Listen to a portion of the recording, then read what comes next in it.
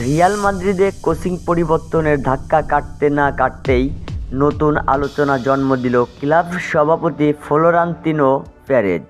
Xavi আলোনসোকে বরখাস্ত করে আলাদাভাবে আলভারো আরবেলোয়াকে দায়িত্ব দেওয়ায় 3 দিন পেরোলেও লস ব্লাঙ্কোসকে ঘিরে আলোচনা এখন তুঙ্গে।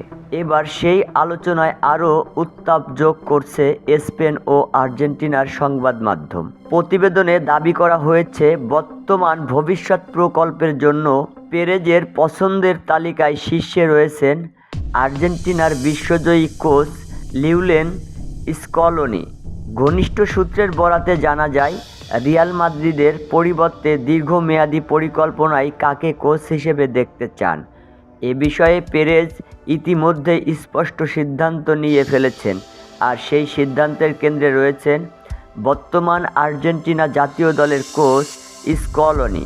সব মিলিয়ে কোচ পরিবর্তন নিয়ে রিয়াল মাদ্রিদের আনন্দের যে ঝড় বইছে, সেখানে স্কলোনির নাম যুক্ত হওয়ায় পরিস্থিতি আরও রোমাঞ্চকর হয়ে উঠেছে। শফিক সাগর, বিবিসি বাংলা টিভি।